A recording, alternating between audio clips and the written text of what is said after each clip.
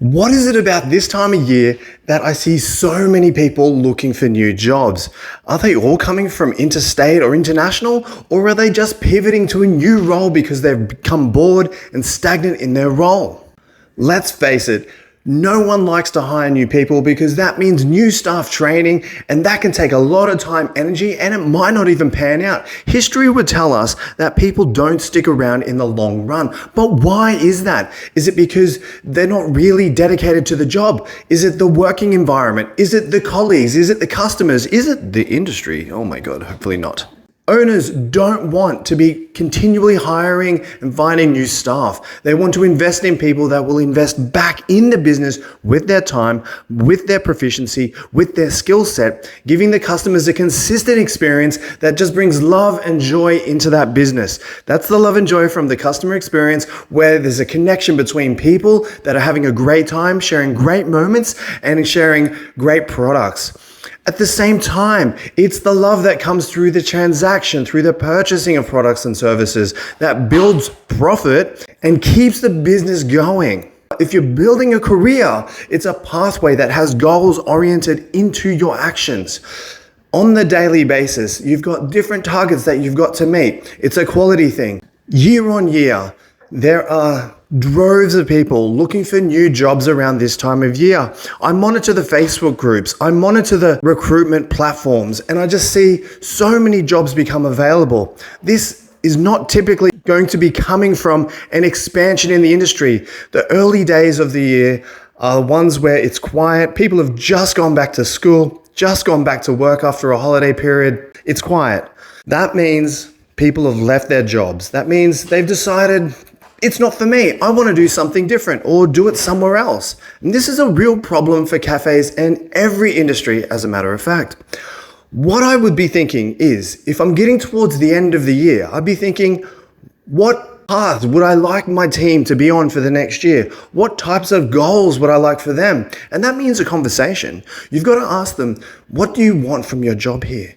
Is it just to earn money? Are you a student that's looking for a part-time role, a little bit of cash in hand? Or are you looking for a career? Are you looking to learn really high-end skills, whether it's in coffee making or if it's in cooking or management or business? There's got to be that conversation at the beginning of the hiring process. So right now you might be receiving applications left, right, and center. You're looking for qualified people who can do the job that have a proven track record.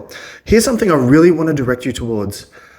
Not to forget the track record altogether, but really look at the essence of the person who's applying for that role.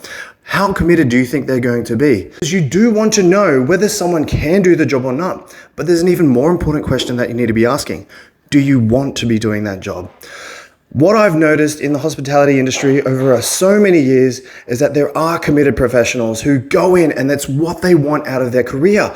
But there are so many moonlighters just souring the taste of the experience. As a result, the pros who want to stick in and make a career out of it get disheartened and they leave the industry. Coronavirus absolutely highlighted that. There's a chef shortage, there's a barista shortage. In fact, there's a worldwide shortage in just about every industry.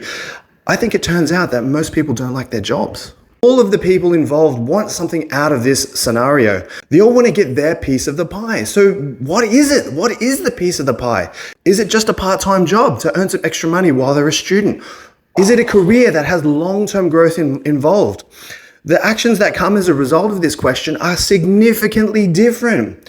For the part-time job type person, you want to have them do the best that they can and get the most out of this job. That does involve a little bit of creativity, a little bit of responsibility, but nothing too dramatic. For the career-minded person, you're going to start them out at the base level, teach them the foundations, grow them through the structure of the business, not just in servicing and products, but also in how does the business run, the operations, the finances of the business. That's not to say that you're going to give them your profit and loss statement, here, analyze this and run my business for me.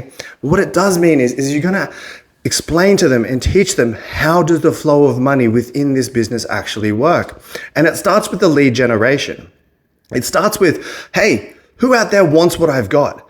And because you're in competition with other businesses, They're also doing the same thing. You've got to figure out how to cut through that, cut through the noise, and make sure that they come into you. By doing this, you'll actually ensure that the people working for you have a volume of people coming through that will ensure them the on-the-job training that they need in order to get their part-time income, in order to have their career.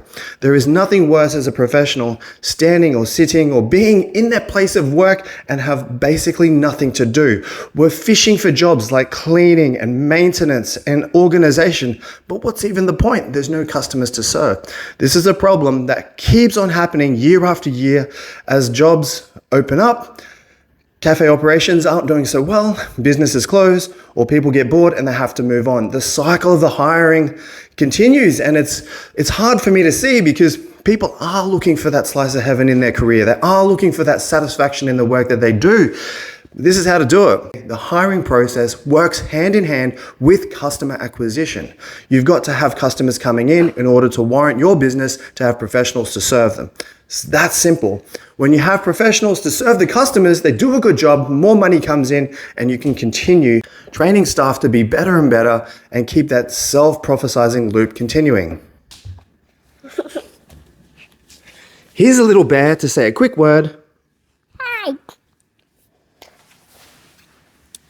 The importance of understanding this cycle means at the end of the year, when it's Christmas time and people go on the holidays, you know that they're going to want to come back. Why? Because you've created a great pathway for them to pursue, and you've also created an insurance policy by having a great working relationship with your team.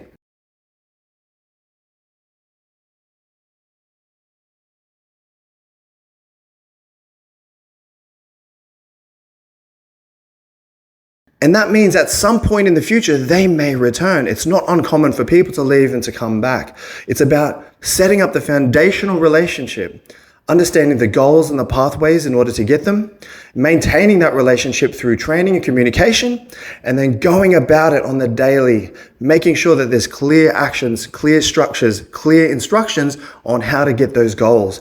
Imagine one day you wake up after years of toiling in the trenches in your cafe, and suddenly you don't really need to be there. You just oversee the operation. You've got a cafe manager, you've got proficient wait staff, you've got a great kitchen team, and it's all working like clockwork. This is a scenario that I rarely ever see. However, it is possible because it's here that creates that possibility. It's the mind, it's the leadership, it's the actions, it's the systems.